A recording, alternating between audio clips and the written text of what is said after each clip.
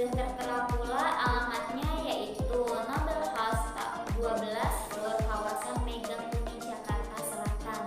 Dan sudah ada pula kontaknya ya teman-teman, bisa dilihat, yaitu 021 2978 3093, faxnya 02129783081, dan sudah tertera pula webnya, yaitu www.agelhighplantation.com. Oke, next teman-teman, yaitu ada Dewan Komisaris dan jajaran direksi. Teman-teman bisa lihat di belakang saya ini sudah tertera ya teman-teman semua. Baik teman-teman semua, selanjutnya kita akan membahas tentang analisis rasio keuangan PT Angel High Plantation.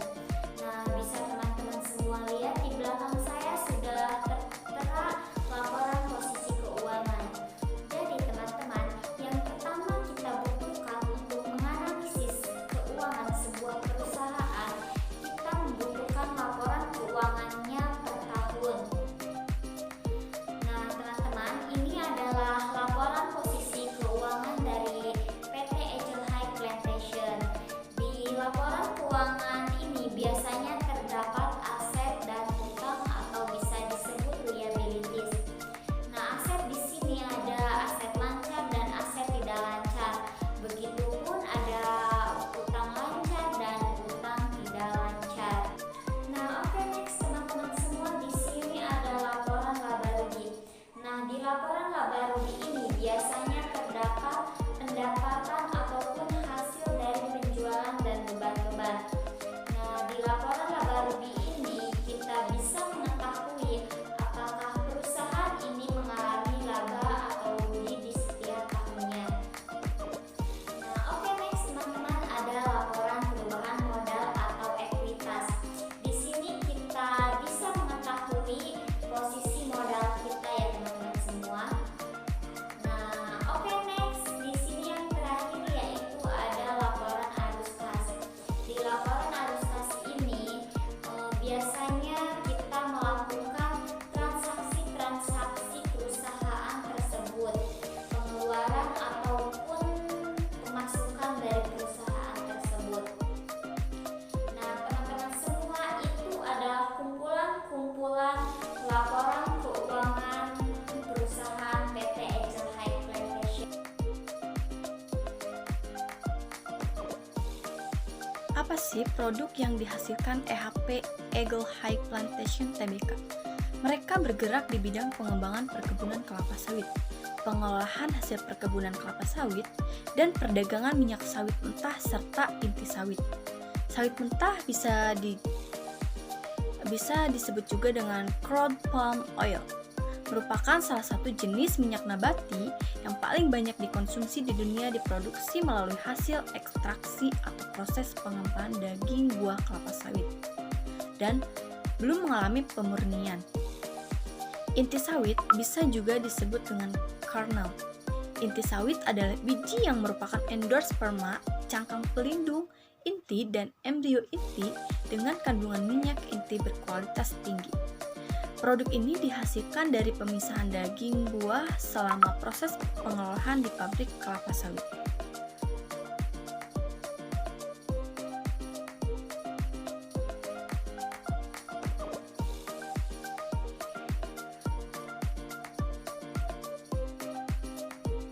Next, saya akan menganalisis PT Eagle High Plantation dari tahun 2018 hingga tahun 2021 dengan menggunakan rasio analisis. Dari hasil tabel yang telah saya tampilkan, rasio-rasio ini mempunyai rumusnya masing-masing. Saya akan membahasnya satu persatu.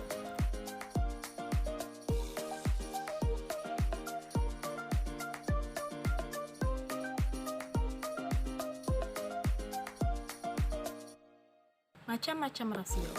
Rasio terbagi menjadi 5. Yang pertama, rasio likuiditas. Rasio likuiditas adalah sebuah rasio yang mampu menunjukkan kemampuan perusahaan untuk memenuhi kewajiban atau membayar hutang jangka pendeknya. Rasio ini dapat mengukur seberapa likuidnya suatu perusahaan. Rasio yang kedua yaitu rasio aktivitas.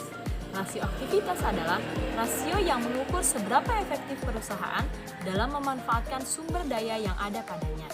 Semua rasio aktivitas ini melibatkan perbandingan antara tingkat penjualan dan investasi pada berbagai jenis aktiva. Rasio yang ketiga yaitu rasio profitabilitas. Rasio profitabilitas diartikan sebagai rasio yang digunakan untuk membandingkan kemampuan perusahaan untuk menyisihkan laba dari pendapatan. Jenis rasio yang satu ini digunakan untuk mengukur kemampuan menghasilkan banyak laba dari kegiatan produksi yang dilakukan. Rasio yang keempat yaitu rasio solvabilitas.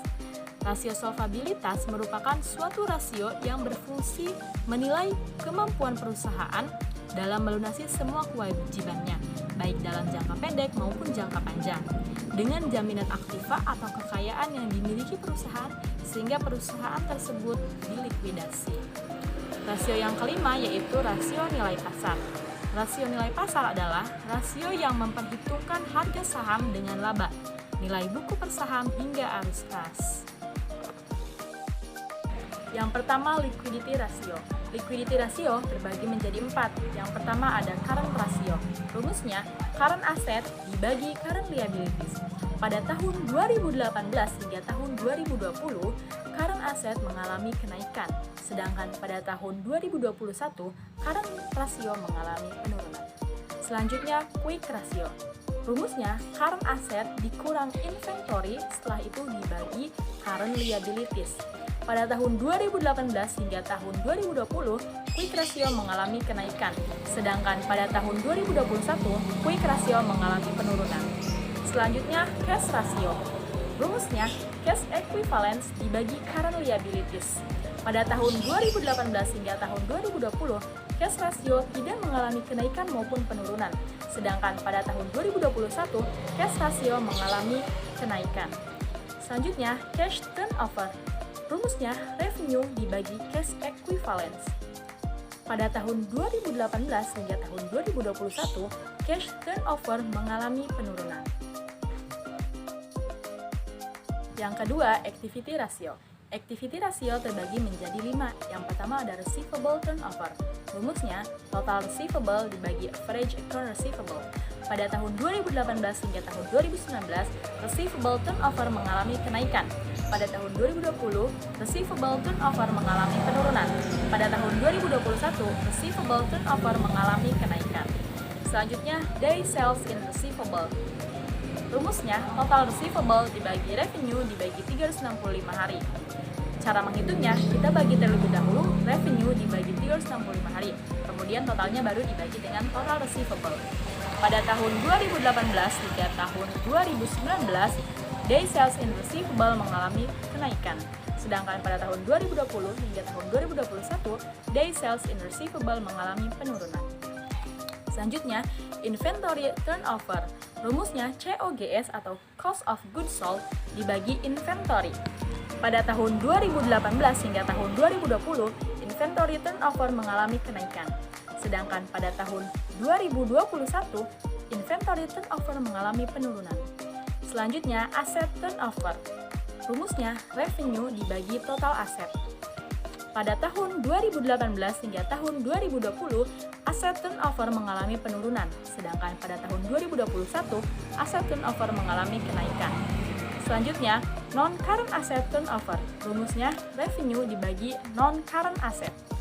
Pada tahun 2018 hingga tahun 2019, non-current asset turnover mengalami penurunan, sedangkan pada tahun 2020, non-current asset turnover mengalami kenaikan, dan tahun 2021, non-current asset turnover mengalami penurunan.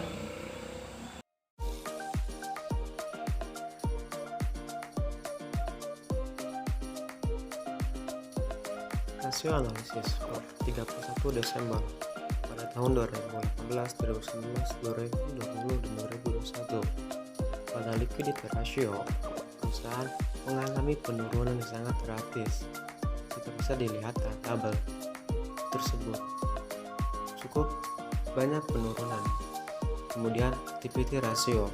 Activity ratio juga sedikit mengalami kenaikan, akan tetapi tidak terlalu banyak mengalami kenaikan. Kemudian profitabilitas rasio.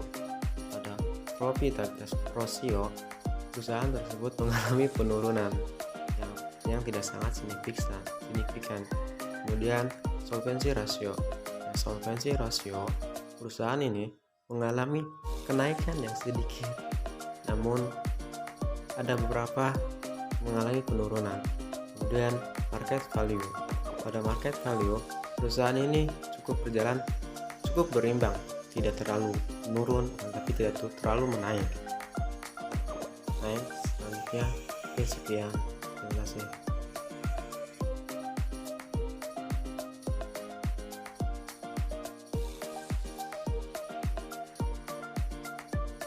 Assalamualaikum warahmatullahi wabarakatuh. Nama saya Reja Muladi dari kelas AK20C. Saya akan menjelaskan materi ke-8 yaitu penjelasan grafik chart pada PT Eagle High Precision. Dilihat dari 4 tahun ke belakang, yaitu dari tahun 2018, 2019, 2020, dan 2021. Dan jika dilihat dari 4 tahun ke belakang, harga saham PT Eagle High Precision mengalami penurunan besar. Jika dilihat dari 2018 per bulan Desember, harga saham menginjak angka 164 IDX.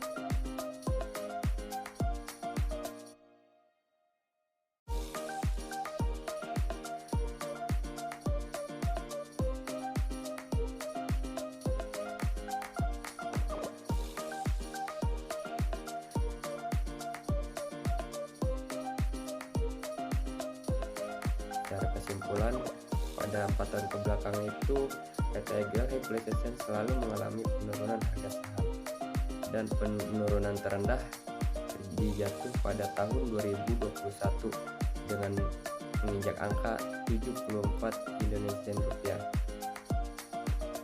Mungkin itu saja yang dapat saya sampaikan, kurang lebihnya mohon maaf.